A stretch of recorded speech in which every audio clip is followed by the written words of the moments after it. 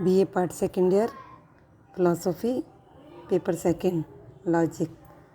Welcome students. पिछले lecture में हमने तर्कशास्त्र विषय के परिचय पर चर्चा की थी, जिसमें हमने आधार वाक्य, निष्कर्ष और युक्ति पर विशद रूप से चर्चा की।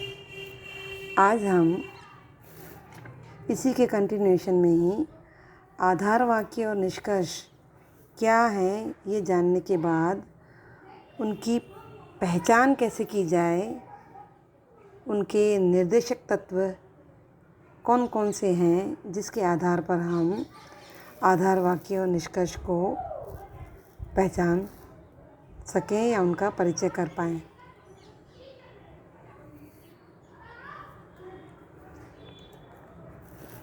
सबसे पहले हम निष्कर्ष वाक्यों के इंडिकेटर्स या निर्देशक तत्व कौन कौन से हैं ये जान लेते हैं। किसी भी युक्ति में जो निष्कर्ष हैं वो आधार वाक्यों के पहले भी आ सकते हैं या बीच में भी आ सकता है।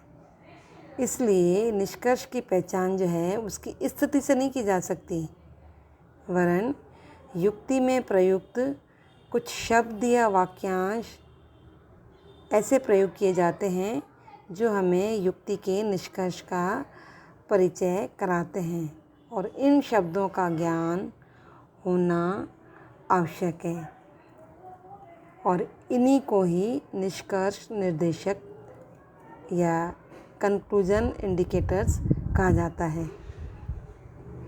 तो वो शब्द हैं जैसे अतः, इंग्लिश में इसको कहेंगे देयरफॉर, सो यानी इसलिए, इस प्रकार, thus, एज रिजल्टेड यानी परिणामतः। इससे यह निष्कर्ष निकलता है कि हम तर्क कर सकते हैं कि हम इस निश्चय पर पहुंचते हैं कि। ये जो इंडिकेटर्स हैं ये निष्कर्ष का हमें परिचय कराते हैं।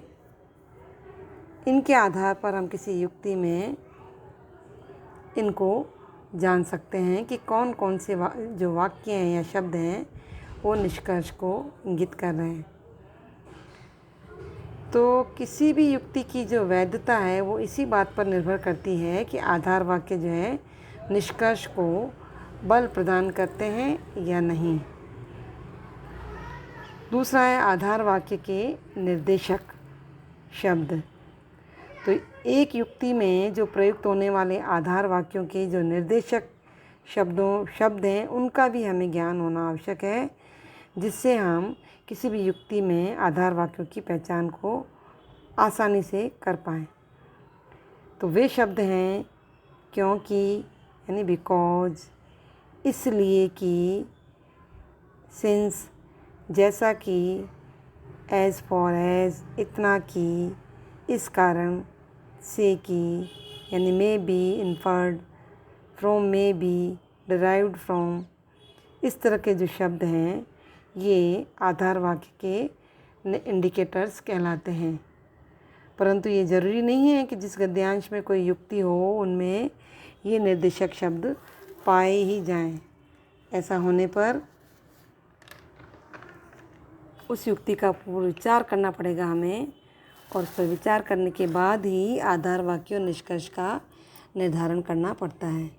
कभी कभी ऐसा भी पाया जाता है कि युक्ति में जो पाए जाने वाले वाक्य हैं ना तो वो आधार वाक्य होते हैं और ना ही वो निष्कर्ष होते हैं, परंतु वे युक्ति के विषय को समझने में हमें महत्वपूर्ण जानकारी देते हैं।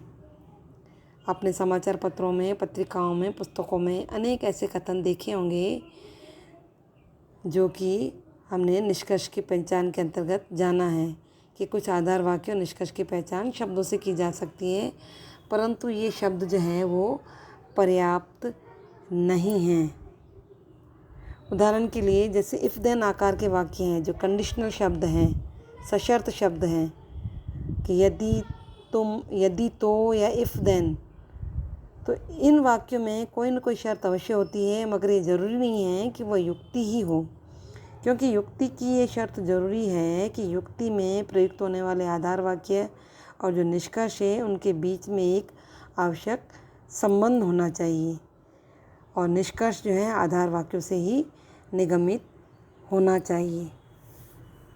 जैसे एक ये एग्ज़ाम्पल है कि यदि वह हंस रहा है तो पागल है।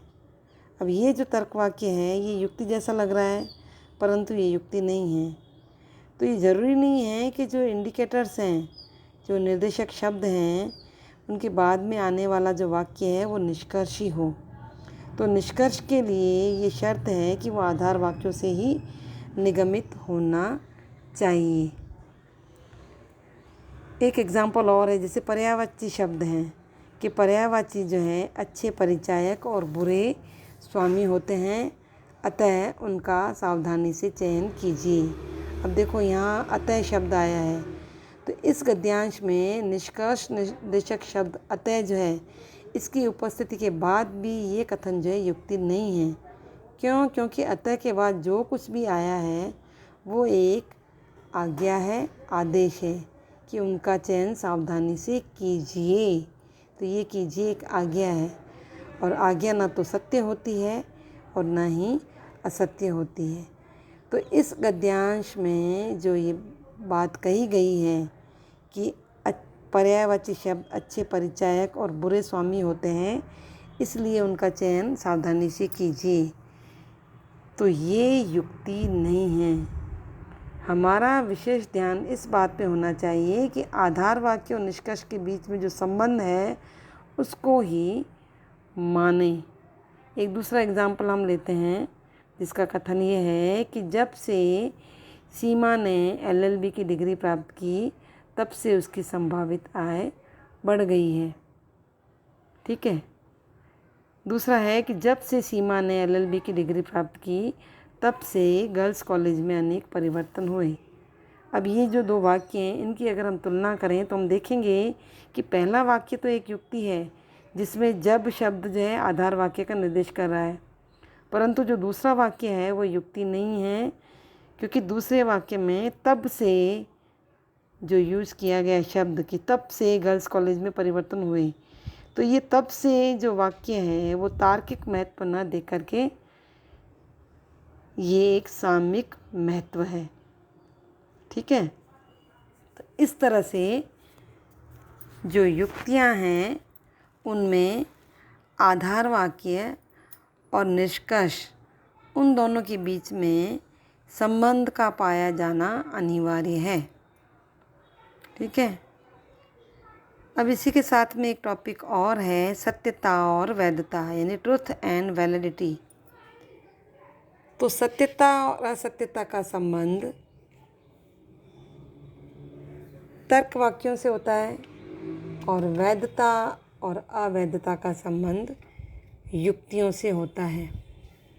तो तर्कशास्त्र में मूल्यांकन के दो ही आधार हैं, एक सत्यता और असत्यता और दूसरा वैधता और अवैधता। तो कोई भी तर्क वाक्य तभी सत्य या असत्य होता है जब उस पर सत्यता का नियम लागू हो। जब सही तथ्यों को सूचित करता है तो वो सत्य होता है, और जब तथ्यों के अनुरूप नहीं होता है तो वो असत्य कहलाता है। उदाहरण के लिए जैसे सभी मनुष्य मरणशील हैं या सभी गायें जो है 4 पैरों वाले जीव हैं, ये कथन सत्य है। क्यों? क्योंकि ये तथ्य के अनुरूप है। और इसी तरह से दूसरा कथन देखो कि सभी फल मीठे होते हैं, सभी भारतीय महिलाएं पढ़ी लिखी हैं, तो ये कथन असत्य है। क्यों? क्योंकि ये तथ्य के अनुरूप नहीं है। तो किसी भी तर्क वाक्य का मूल्यांकन जो है हम वैधता और अवैधता के संदर्भ में नहीं करते हैं। तर्क वाक्यों का मूल्यांकन हमेशा सत्यता और असत्यता के संदर्भ में ही होता है। तो फिर प्रश्न उपस्थित होता है कि वैधता और अवैधता का फिर का संबंध किससे है? तो निगमनात्मक युक्तियों का जो मूल्यांकन है वो वैधता और अवैधता के आधार पर होता है। यानी कोई भी युक्ति वैध तभी होगी जब उसके आधार वाक्य अनिवार्य रूप से उसके निष्कर्ष को भी परिभाषित करें या इंगित करें। यानी एक वैध युक्ति में निष्कर्ष जो है वो अनिवार्य रूप से अपने आधार वाक्यों पर आधारित होता है,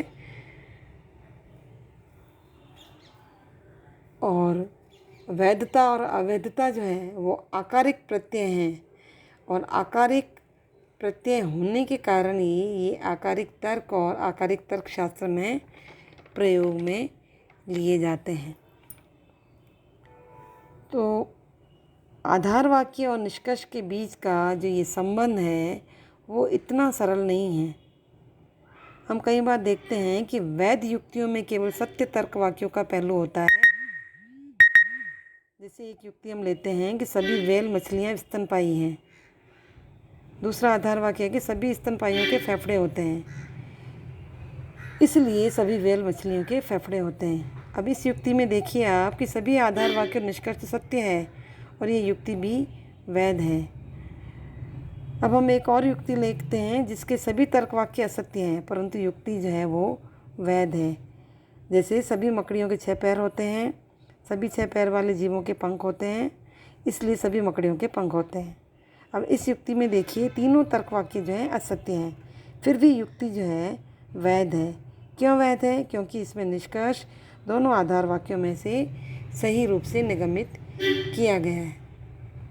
तो इस उदाहरण से स्पष्ट हो जाता है कि युक्ति जो है असत्य निष्कर्षों के साथ भी वैध हो सकती है और सत्य निष्कर्ष के साथ भी अवैध हो सकती है। ठीक है, तो ये था सत्यता और अवैधता।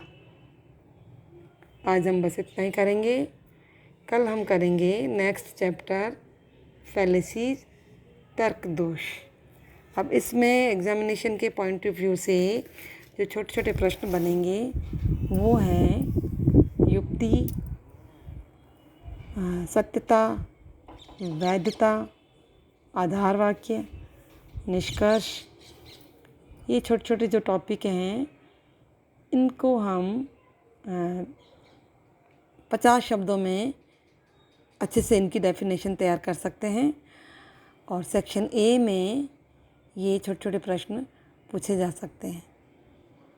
यानी ये कंसेप्ट हैं जिनको हमें 50 शब्दों में डिफ़ाइन करना होता है कि आधार वाक्य से आप क्या समझते हैं, निष्कर्ष से क्या समझते हैं, युक्ति किसे कहते हैं, सत्यता और असत्यता से आप क्या समझते हैं, वैधता और अवैधता से आप क्या समझते हैं।